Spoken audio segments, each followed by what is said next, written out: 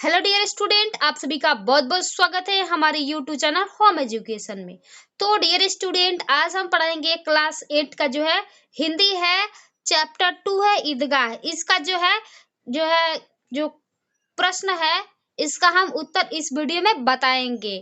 तो चलिए देख लेते हैं इसका जो है प्रश्न क्या कह रहा है। देखिए यहाँ पे दिया है प्रश्न अभ्यास पाठ से, यानी कि इस कहानी में क्या है, आप लोग कहानी पढ़े होंगे तो इसका जो है आप आसानी से इसका प्रश्न का जो है उत्तर दे सकते हैं।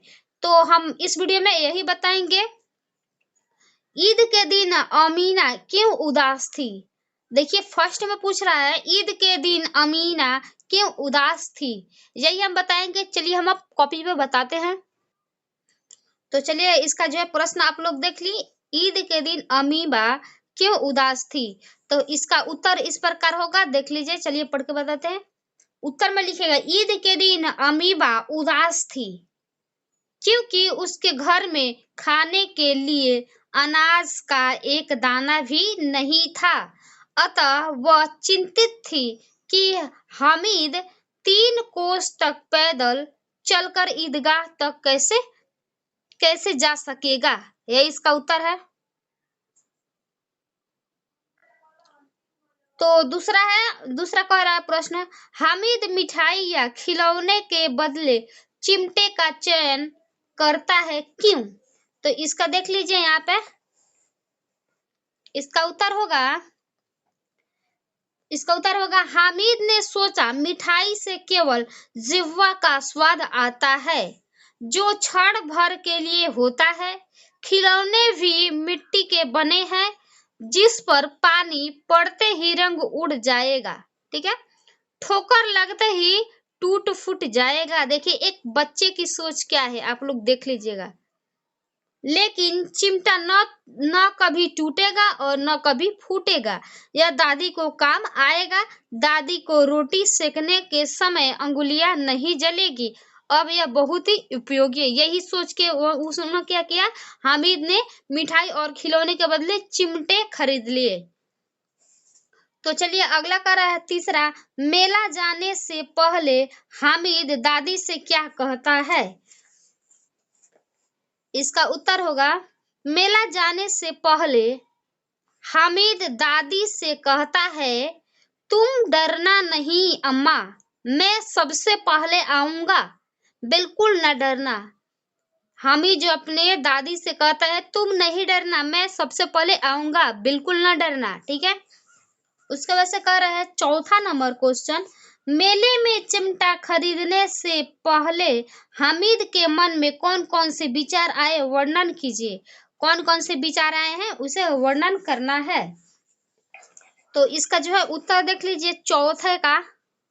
मेले में चिमटा खरीदने से पहले हामिद के मन में एक वयस्क भी तरह विचार करने लगा। वयस्क की तरह विचार करने लगा। खिलौना सभी अच्छे हैं, किसे लें, हर एक के दाम 2 रुपये है। मिट्टी के बने खिलौने पानी पड़ने पर टूट और फूट जाएगा। जब वह लोहे के दुकान पर जाता है तो चिमटा देखते ही वह विचार करने लगता है कि दादी के पास चिमटा नहीं है।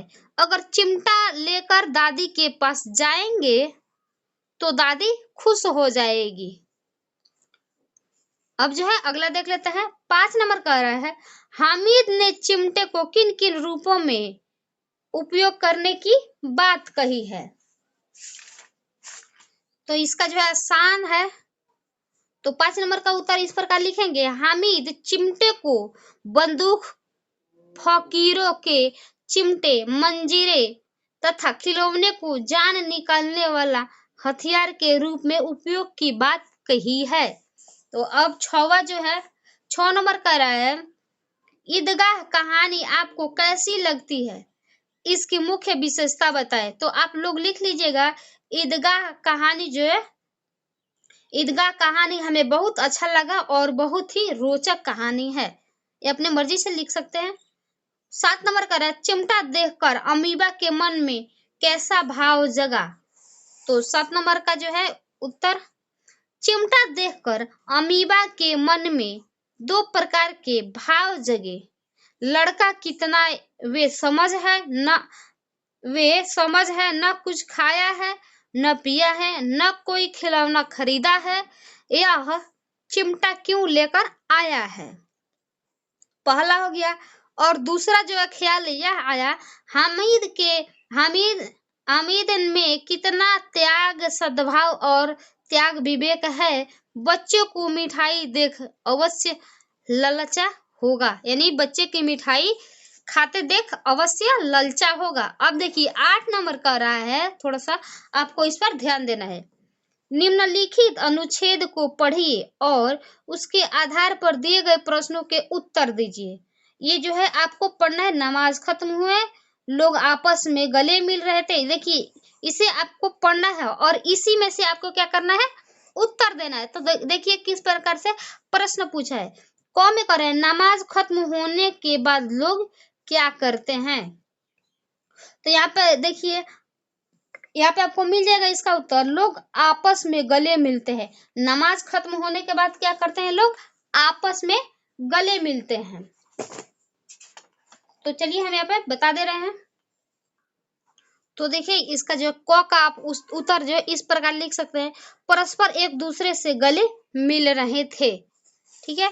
दूसरा का है, दुकानों में किस किस तरह के खिलौने थे।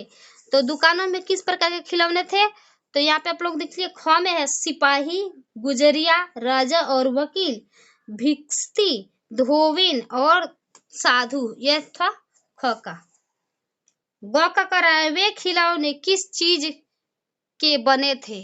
खिलौने किस चीज के बने थे, तो वे जो सारे खिलौने किस चीज के बने थे, तो मिट्टी के बने थे। उसके बाद से जो है घ कह रहा है, महमूद, मोहसिन और नूरे ने कौन कौन से खिलौने खरीदे। तो इसका हो जाएगा, देखिए यहाँ पे है, महमूद ने सिपाही खरीदा, मोहसिन ने भिश्ती खरीदा, नूरे ने वकील खरीदा।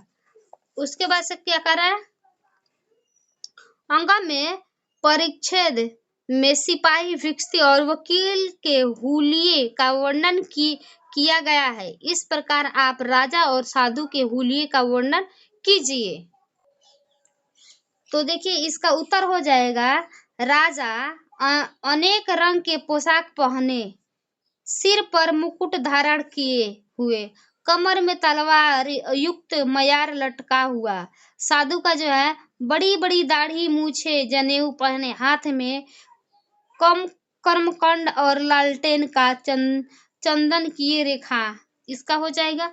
उसके बाद से जो है इसी प्रकार चौका भी देख सकते हैं, इसका आप लोग पढ़ लीजिएगा। उसके बाद से कह रहा है वर्दी, और यहाँ पे देख लीजिए छ कर है, वर्दी और पोथा के समानार्थी लिखे। तो देखिए वर्दी का हो जाएगा पोशाक, ठीक है, और पोथा का हो जाएगा समानार्थी, इसका जो है किताब हो जाएगा। ठीक है।